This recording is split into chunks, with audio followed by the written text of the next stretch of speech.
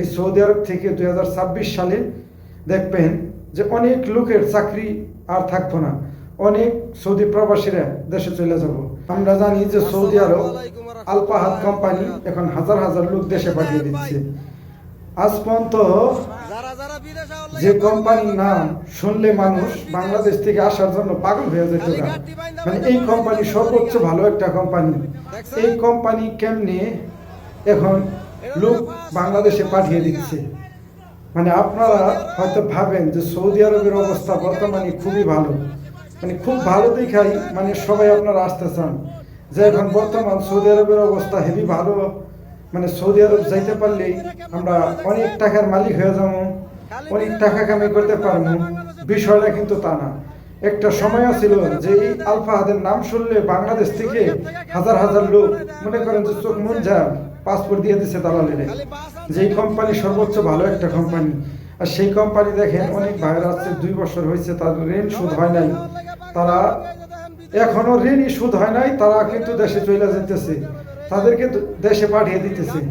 তাহলে অবশ্যই এখন আপনারা বুঝেন যে তারা 2030-এর যে একটা টার্গেট নিছে, 2030-এর আগে এই দেশটারে কত একটা সুন্দর করে মানে এই দেশের লোককে সব জায়গায় কাজে খাটানোর জন্য অনেক বাংলাদেশি এই সৌদি আরব থেকে 2026 সালে দেখবেন যে অনেক লোকের চাকরি আর থাকবো না, অনেক সৌদি প্রবাসীরা দেশে চলে যাব।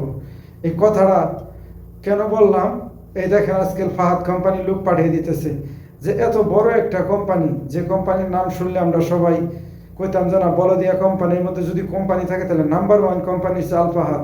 আর এই আল ফাহাদ কোম্পানির অবস্থা এতটাই খারাপ বর্তমান, যা বলার মতো না, যা বোঝানো যাব না।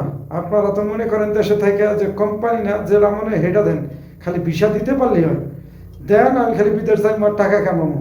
বিদেশটা বর্তমান আর আগের মতো নাই। আগের মতো যদি থাকতো তাহলে লাখ লাখ টাকা কামাই করতে পারতেন। আগের যে সিচুয়েশন আছিল ওই সিচুয়েশন এখন বর্তমান সৌদি আরব না। আসার আগে 10 বার ভাইবা চিন্তা করে 10 বার 100 বার ভাবেন তারপরে আইসেন। আমি বলি 100 বার ভাইবা তারপরে আইসেন, পরে লাস্টে দোষ দেন দালালের। অনেক কোম্পানি আছে যে ভিসা দিয়ে দেয়, লোক কনে খাটাবো কোনো হুঁশই পায় না, যে লোক খাটানোর মতো কোনো জায়গায় নেই। ওনাদেরকে 6 মাস 7 মাস, কোনো কোনো কোম্পানির লোক 7 মাস বসে রেখে বেতন দিতেছে। এরকম কোম্পানি বর্তমানে এখন সৌদি আরবে আছে। যারা আসবেন ভেবে চিন্তা করে আসবেন।